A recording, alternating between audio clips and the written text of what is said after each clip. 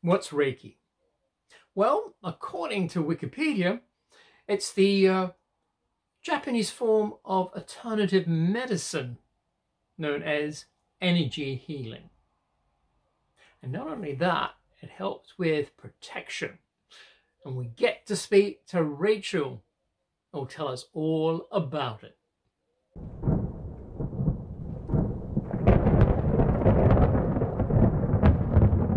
And welcome back to the Bric-a-Brac shop. Now, this is the portal to the paranormal and the spiritual and the unexplained. And I'm Tom from the shop. So welcome. Now, what is Reiki? Now, according to Wikipedia, it is, I'll just have a look at my notes here, it is the Japanese form of alternative medicine called energy healing.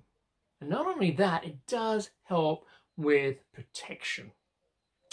And we've got Rachael, who, if you've seen some of our previous episodes we spoke to before, she's a psychic and she's also a Reiki Master. So we'll speak to Rachael. Now, don't forget, if you like this episode, click the like button, tell your friends and share the video. And if it's your first time, please subscribe and click the bell and the notifications so you don't miss out. So let's talk to Rachael. So how did it first start then? Has it been going for thousands of years or a few hundred years? And who was the first Reiki master? First, Dr. Usui was doing some healing, and it's literally only a couple of hundred years ago. And he decided to do a 21-day meditation, go on the top of the mountain, do this 21-day meditation, ask his higher guides and higher spiritual beings, if you like, to enable him to do this healing for people. And he started it all off, Mikao Usui. Yeah, so it all comes from there. And Reiki is, it's non-denominational, but there are lots of bits and pieces of Buddhism, Hinduism, bit of Christianity. You know, there's the religions are there, but it's not a religious practice. Anybody can learn it. Anybody can succeed at it. I've made many Reiki healers, Reiki practitioners, and quite a few Reiki masters as well. Yeah. Right. So the teachings go back, sounds like they go back thousands of years to like Buddhism and those sort of teachings. Quite possibly, yes. But it's only really been recorded the last couple of hundred years. Yeah. Right. Yeah. Okay. Yeah. Well, that's because these things weren't very often written down, were they? That's true. Mm. Right. And some of the symbols it uses are old Sanskrit, and they're hundreds and hundreds of years old. Yeah, that's what I'm referring to. Like some of the things that they use are 2,000 years and older. That's right. Yeah. Oh wow. So it goes way back. Yeah. Right. And Reiki is also a what's the right term? A healing. It's a healing practice. Yes. Yeah. Right. It's a healing practice. So one of the natural healing. As a Reiki master, I can heal by thought alone. So if I think of you, if you text me and say, I've got a headache or I'm not feeling very well, or whether it's physical, emotional, mental health, it doesn't really matter. I can send you healing by thought alone, and you will notice a difference. Yeah. Okay. Yeah. If you are only a Reiki 1 practitioner, healer, you have to have the person in front of you and put your hands on. As a Reiki 2 healer, you need to use your symbols, but more often than not, a Reiki master, if they've been healing a long while, mainly they can heal by thought alone. Some can't, but some can. Okay, some masters can, yeah. And so there's like those 3 levels, Reiki 1, 2, and then being a Reiki master. Yes, that's correct. Yeah. Okay. Yeah. Sounds quite without saying the wrong thing, simple. as in like going to medical school and spending 5 years. It's very simple. You need 21 days attunement process between Reiki 1, 2, and 3, but you can literally be Reiki attuned to 1 and 2 within 62 days. Yeah. Reiki Mastership is by invitation only, and you should only make a Reiki Master if you are really, really sure this person will use it to the highest good and be a good Reiki Master. Yeah. So not every Reiki healer will become a master. Right. But can you still heal without being a master, or you have to be a master before you can heal? No, you can heal at Reiki 1. Oh, yeah. But it's hands-on. Yeah. It's hands-on at Reiki 1, yeah. Using symbols with Reiki 2 and healing, however, at Reiki 3. Not all masters can heal by thought alone. Some still use the symbols. Okay. Yeah. I suppose it really depends on how much practice you've had and how much you use it. Yeah. Yeah. I heal myself once or twice a day, and I have done for the last 20 years. Okay. So you can heal yourself and make sure that you're in a healthy good health. State. Yes. Yeah. Good health. Yeah. That's wonderful. Yeah. And I am very, very rarely ill. If you are going to learn how to contact spirit, if you are going to allow them to come into your life, you need protecting. There are so many stories of, especially the Ouija board stories, of contacting spirit, connecting with them, and then not being able to get rid of them. And I think this is a perception that some people have. They get scared. So some people are scared of developing simply because they think, I don't want this spirit to follow me around. I don't want this spirit to permanently be in my house. It doesn't work like that. Okay. They're not poltergeists. They're just spirits. They're there to give messages. Yes, you can delve into the dark side of things. I never have. I've always protected myself, but I use Reiki and I teach Reiki these days specifically to protect yourself when you are doing psychic and spiritual work. Reiki can do so much more. It's like a healing from the universe, so it does much more. But I always suggest very, very heavily that anybody wanting to develop their psychic abilities more, that they do their Reiki healing in order to protect them to the best. Yeah. Okay, so with the protection then, the Reiki protection, that's so basically it's like a very quick ritual that you do before you start doing your other stuff, so to speak. Let's say you're doing a tarot reading or something, you do that quickly and then do the tarot reading or the Ouija board. No, not really. No, it doesn't work like that. No, okay. Ouija board. We don't do the Ouija board. No. What Reiki is it's a teaching, so it's something that you learn, and then something that you get attuned for. So you need to be attuned by a Reiki master. Okay, I've been a Reiki master for just over 20 years now.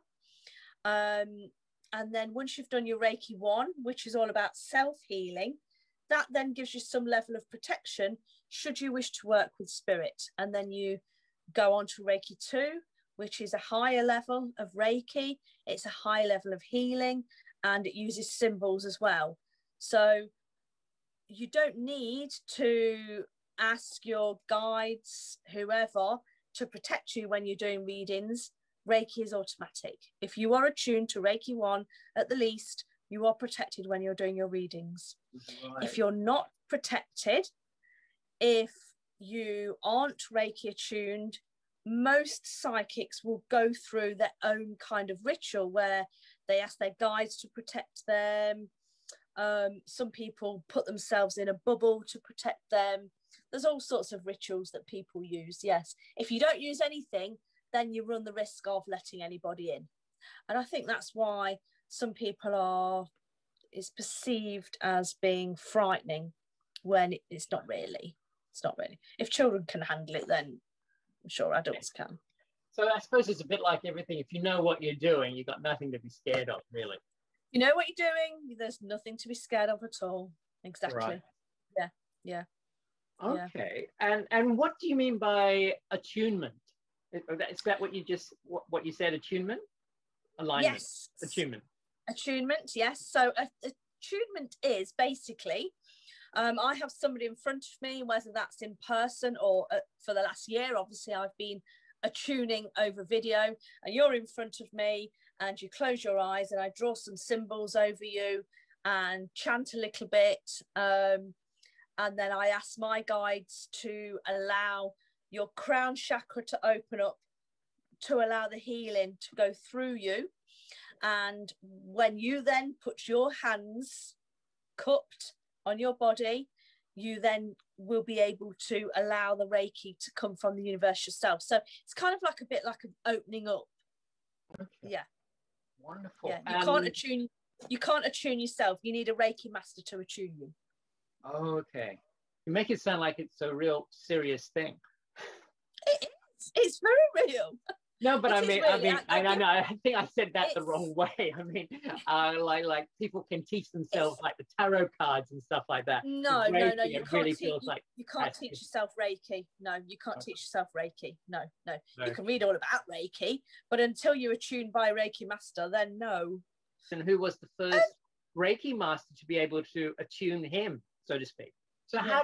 how did he attune himself then? He asked his higher guides, his higher beings to attune himself. Yes. And if Very, anyone very wants a healing, can they contact you?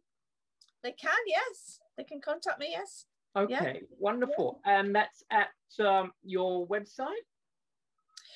You can contact me at info@mypsychicdevelopment.com if you wish.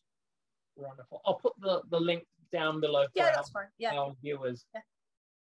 And I'll put your membership site there as well if people want to join the membership, which sounds wonderful. And do you do what else? So that's for the Reiki. I have a psychic development group, which the actual Facebook group has been going for a few years, but I've since started up a membership site, and there's people on the site. It started in October, and there's people on the site whose abilities are coming through strong now. Okay. Literally a few months later. Yeah. We did our first membership site. Yes, this is so anyone can join, or tell us a yes, that's bit right. about Yeah. Okay. Okay. So mypsychicdevelopment.com. Okay. I founded this in October. We currently have around 50 members, and there are meditations and content on the site to give you a bit of a first look, if you like, into like if you've got abilities, how to recognize them, how to bring them out, etc. And we can contact you if we want some psychic. Yeah, again, you can contact me. I have another website. I have a psychic telephone line as well. Okay. And that's www.romanyenchantments.com. Okay. And you can contact me at Rachael@romanyenchantments.com if you wish to contact me on that one. That's just and then I'll know what you want me to do. But it doesn't really matter what email you use. I'm on both. So personally, I am a palm reader. Okay. So my great grandma Drusilla taught me how to read palms from spirit. Okay. So I was only 3 when she passed over. So she taught me from spirit. She still teaches me today. If there's a line on your palm that I don't know what it is, she will tell me. Okay. I also read tarot cards, oracle cards, crystal ball, photos, whatever, pendulum, you know, you can do lots. It's what links, it's what connects you to spirits. That's what matters. All the information is the same. All the information you get is the same, whatever tool you use. Yeah. Quite a lot. Is there anything else that you want to add that I may have forgot? No, I think we've covered everything. I've really enjoyed it. Thank you for having me. Good. That's I worth it. also teach palms. I also teach palms. You teach palms as well? That's also on the website, also on the membership site, yeah. On the membership site. Okay, good. That's good. Good to hear. Yeah. You never know. I might ask you back on the show and ask more stuff later on. Okay, great. Okay. Well, thank you very, very much. Thanks very much. Thank you. Nice to speak to you all. Well, what did you think of that? What did you think of Rachael and Reiki healings?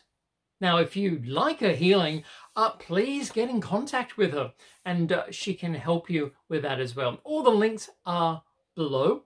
And yeah, get in touch with her and see how she can help you if you need some sort of help, or if you want to start learning Reiki as well. Get in touch with Rachael.